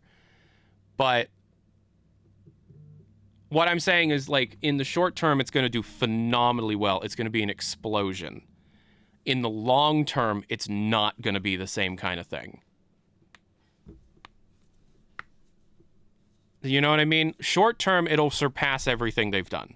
Long term, it won't surpass it over time. Do you know what I mean?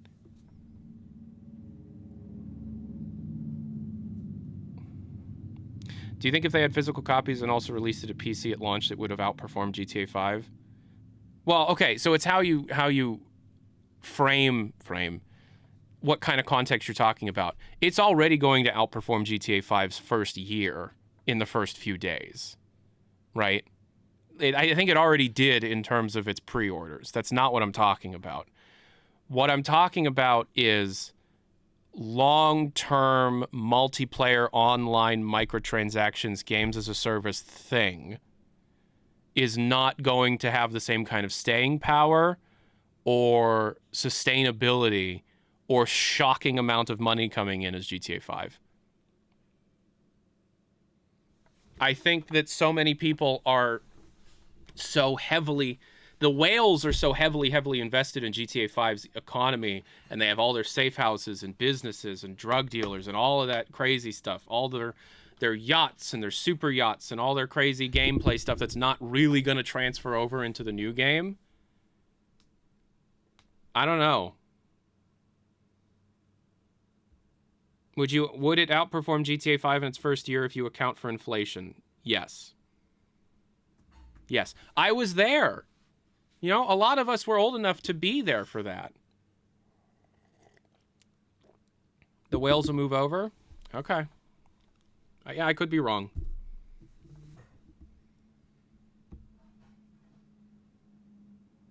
You know, I was there the day it came out. I was there the day online happened, and it took like half an hour to be able to even log into a server. You know.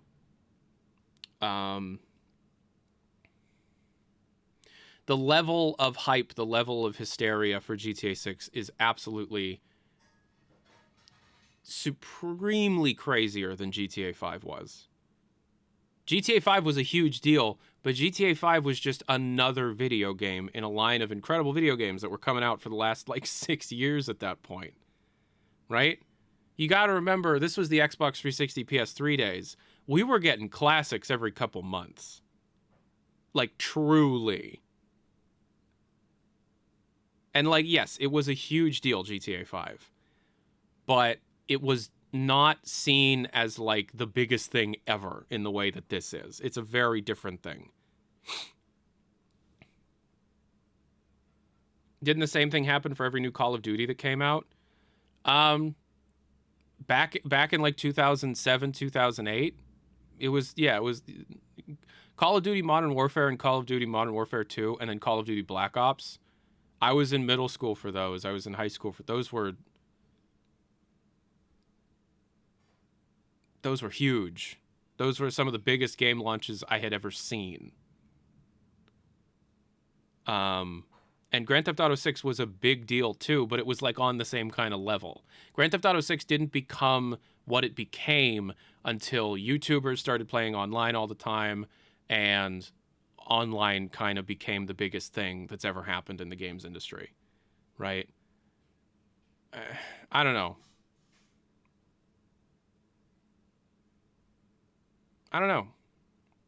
I remember the day GTA 5 came out very, very well. I was at school that day, and I was talking to my friend Joey and my friend Matt and my friend Garrett about how the game was coming out, and Joey was the only one with a 360 at the time because mine was broken, and Joey was going to the midnight launch and then was coming over to my house with his Xbox, and we all crowded around this rear projection television and watched Joey play pretty much everything from the very start of the game up until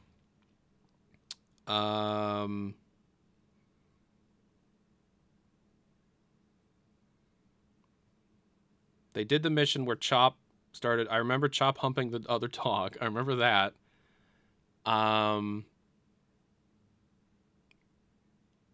What was the mission after that?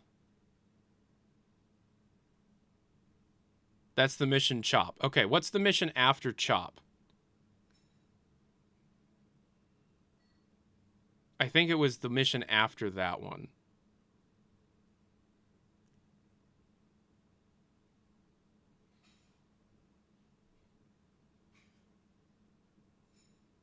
The one where you get the boat from Michael. I saw that one. And then what was the one after that? We played for like he played for like 3 hours. And I remember it was such a crazy experience. Oh, definitely saw the tennis coach thing. Yeah, he pulled the house down, Martin Madrasco. He did go to Lester's. He did explode the pair phone, or whatever it was called, phone guy. Yeah, Jay Norris's head got exploded that night. I think the last thing we saw was the last thing that he played before he went home was, yeah, after exploding Jay Norris's head.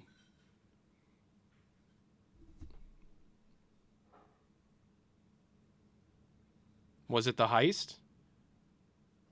Oh, they did do the diamond heist. God, I don't remember. This was 13 years ago. But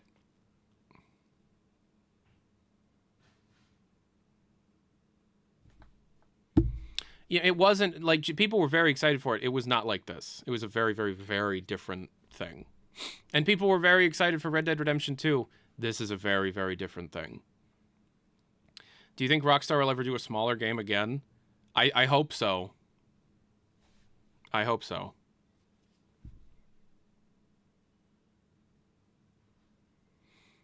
I think for the industry as a whole, they need to. Everybody start making smaller games every once in a while.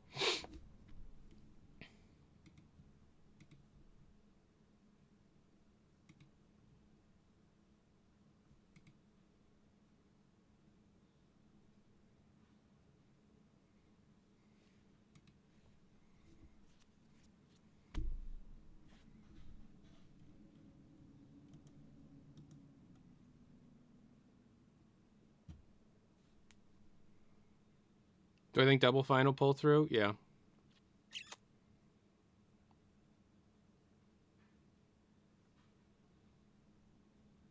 I just want my frame. Well, I hope we hear about it tomorrow because I'd love to be done with it.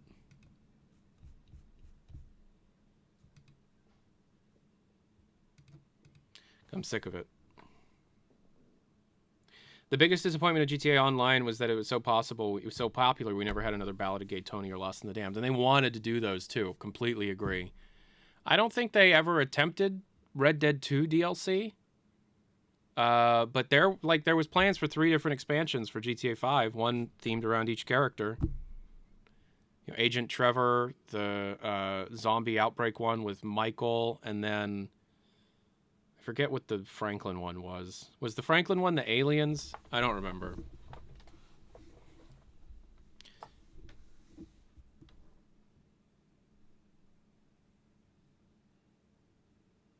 Trevor was the aliens. Well, there was Agent Trevor, right? Michael was aliens.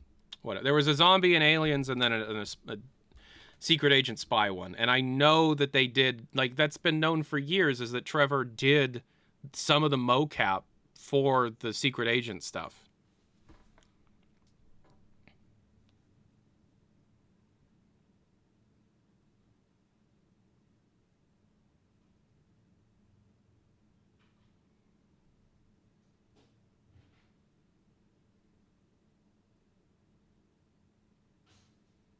Michael was aliens, Franklin was zombies. Okay. But yeah, Grand Theft Auto Online did way too well. Trevor is a cartoon character? I know. I've played the game too, my friend.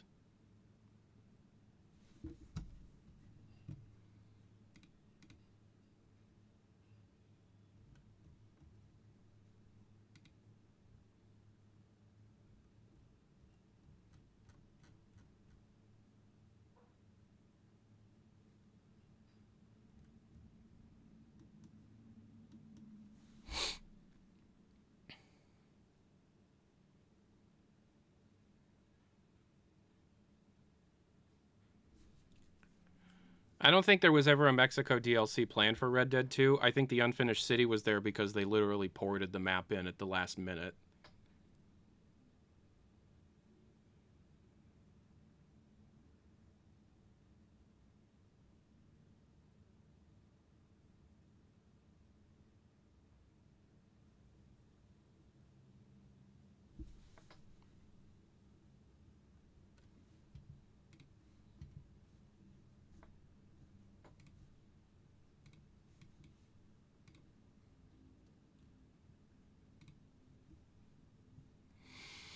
Yeah, we already talked about the Dreamcast content.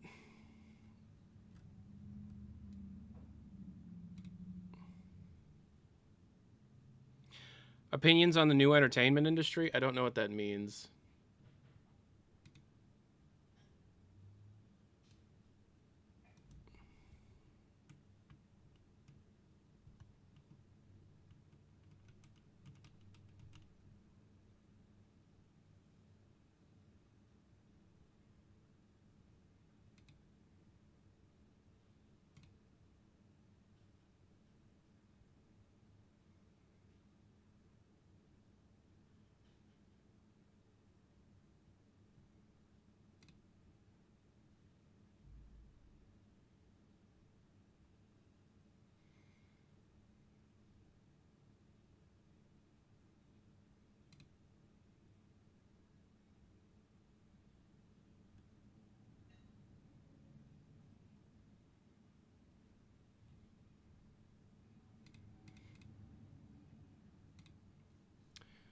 Okay, this is sick as hell.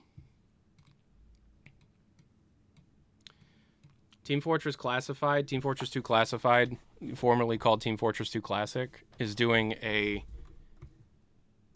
30th anniversary update for Valve. And they made, look at this.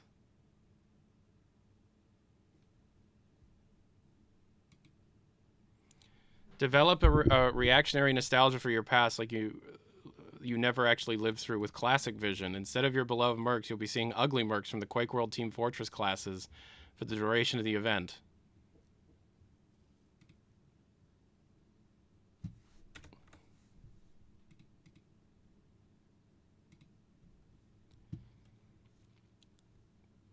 They remade Dust Bowl Valley, Epicenter, Gasworks, and Canal Zone.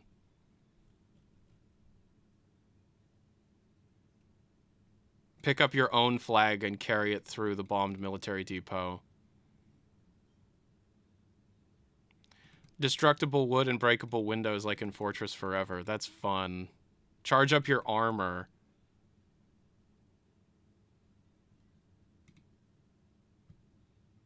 Okay, so we're going to play this tomorrow.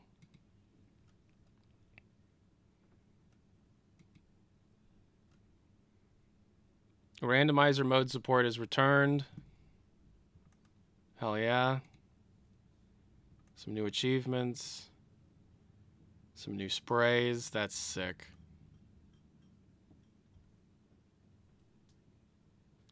New leak dropped 2 hours ago. I'm done looking at the leaks. I've seen enough of it.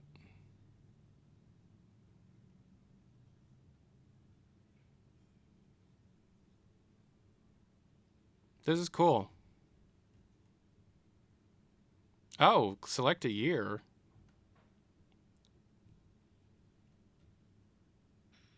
Oh my god.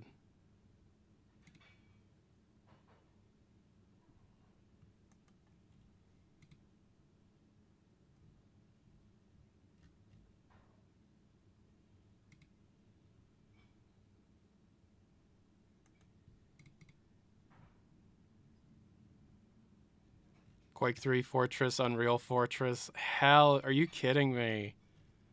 No one ever talks about that. That's awesome. Fortress Forever, right? Enemy Territory Fortress. I've never played this. Team Fortress 2. I did play a lot of Fortress Forever once upon a time. Oh, Gang Garrison 2. I forgot about Gang Garrison 2.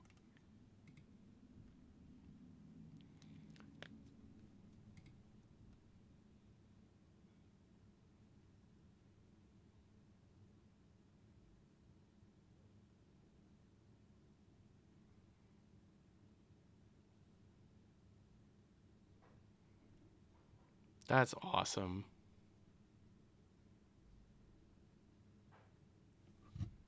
That's really well done, guys. That's really, really cool.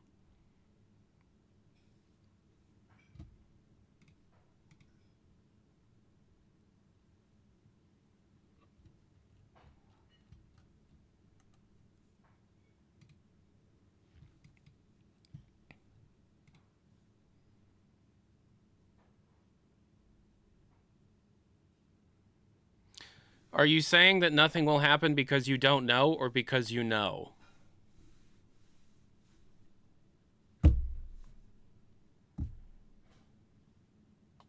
Yeah, it was a fan thing. Liquid Lathe, thank you so much for the 7 months.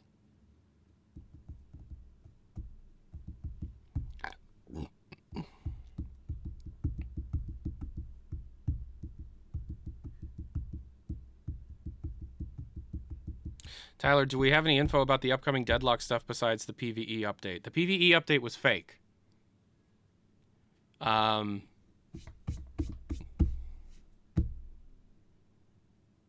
So, no, we know that there's going to be, like, remodels and stuff.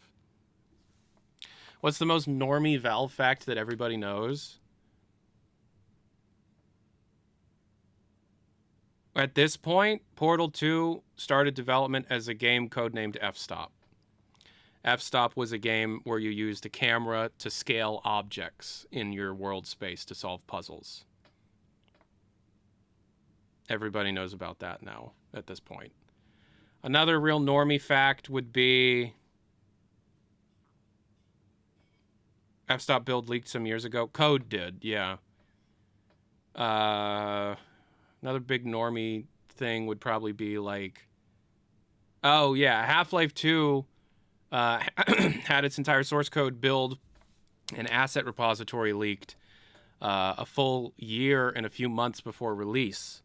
And the version of the game that was described within those leaks was a lot darker and grittier than the version that eventually came out.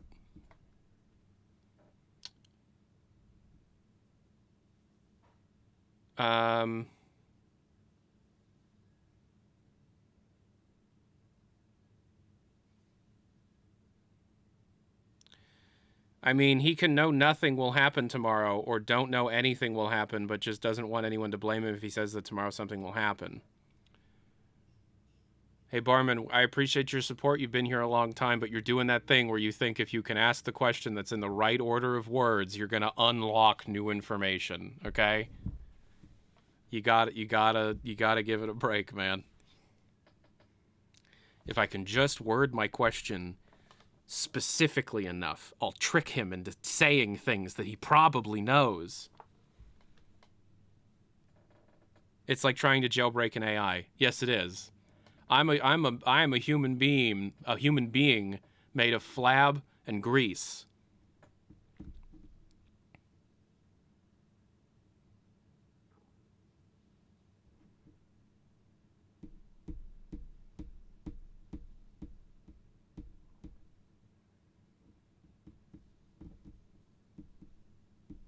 No, but it is interesting because a lot of people do treat me that way, where it's like they're trying to jailbreak an AI.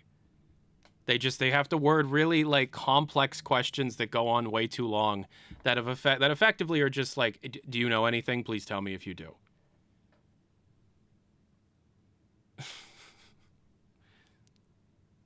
And even if that's the crazy thing, even if you were to win, even if you somehow tricked me into saying something that I somehow know that I didn't put in a YouTube video, that will satiate your hunger for like 10 minutes.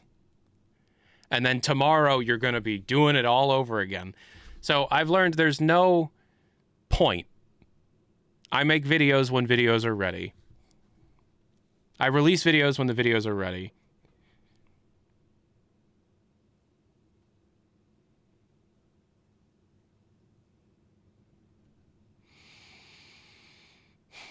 Was he not just asking what makes you say nothing's happening tomorrow? It was a very specifically worded thing, but the whole idea of asking me why I am saying the things I am saying is just it's done so frequently that it may appear innocuous when you only see it once, but when it becomes a very expected pattern, you know exactly why those questions are being asked. Why am I saying those things? Oh, you mean, do I have any information that I haven't told you yet that backs it up? I don't know, do I?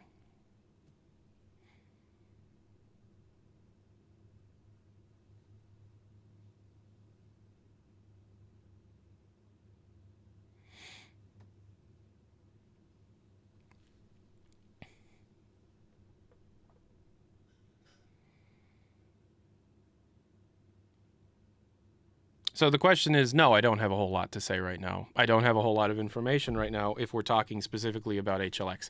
I have a lot of information about the Steam frame, and it is possible we'll learn the pricing of the Steam frame tomorrow, but I don't think it's going to happen. Because we also have that second date of September 14th that we're not entirely sure is what it's supposed to be. Because if we also have September 14th, why the hell would August 24th be a date? Valve is not going to do anything to celebrate their 30th anniversary by announcing their next Half-Life game. That's not happening. And if it does happen, you're going to forget that I said this because it happened. It doesn't matter, you dingus. I don't care about the HLX. I'm more excited about the frame. Okay, well, I can tell you that if we do learn the price tomorrow, the price will be, at the absolute bare minimum, $999. More realistically, between $10.99 and $12.99. with the high-end model being between $13.99 and $15.99. There is going to be a Half-Life Alyx port to the Steam frame that will run worse, look worse, and have no new content, but it'll run exclusively on the standalone, and that's it.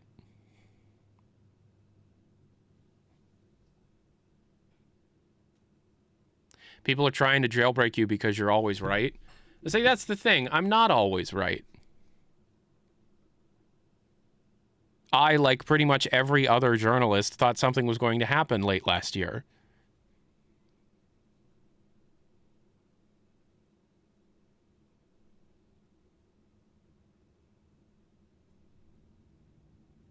Give us Half-Life 3 info now. I genuinely don't have anything new to tell you. There's nothing left to talk about. We're waiting for the next data mine.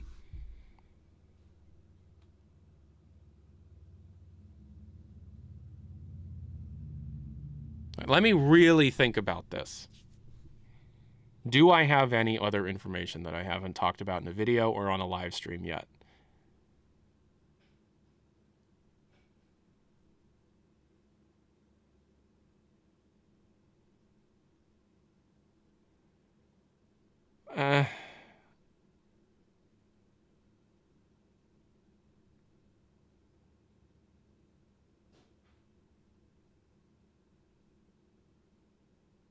I mean, not really.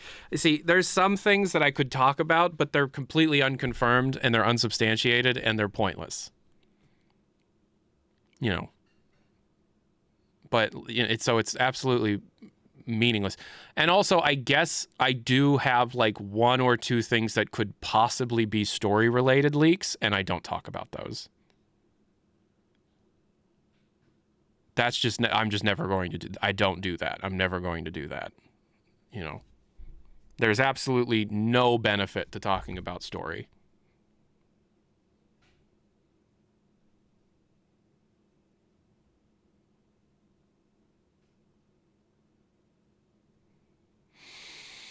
That one annoying thing, but I totally understand, you know. Oh, well, the annoying thing is something that I could never confirm and is entirely pointless to dredge up. So,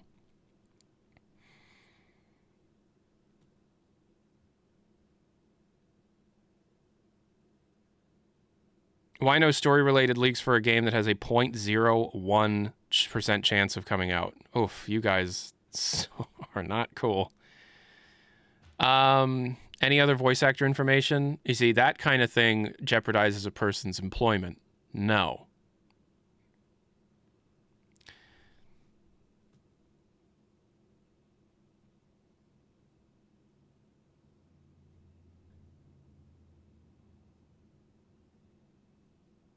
Come on, he won't talk about it unless it's a Patreon video. There's never anything that goes on Patreon that doesn't eventually go on the YouTube channel within a few days. The Patreon pays my bills.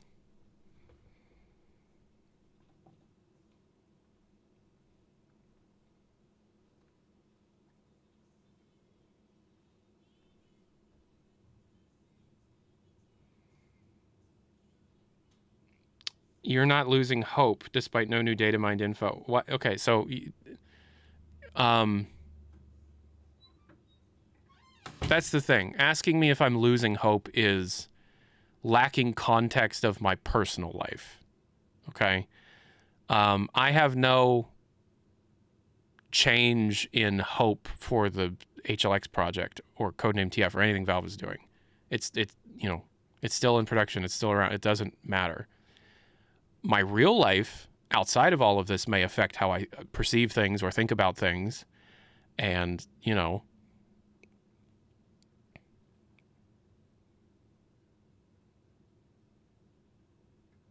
but what happened? I really don't want to talk about it again. I would like people to answer it in the chat for me if you could, so that I don't have to talk about it again. But I do think that some people are missing some context here as to why I'm so fucking grumpy right now. Yeah, it's not canceled yet. When's the Deltarune playthrough? We're doing that after I move.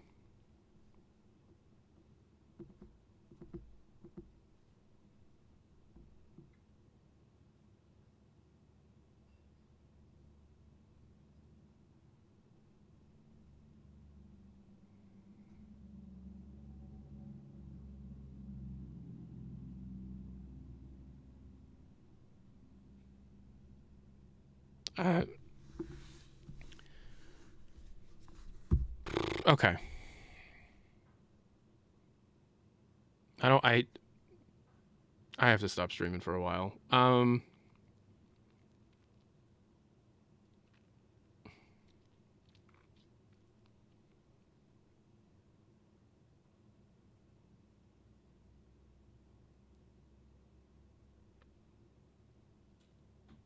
Okay. That was 2 hours. I did my job for today. I did this part of my job for today. I'm going to work on I want to work on a frame video, but I am going to hold off on doing any hardcore work on the frame video until we get through tomorrow to make sure that I don't make a video that ends up being out of date because they announce the pricing tomorrow. If we don't get the pricing tomorrow, then I will immediately work on a frame video.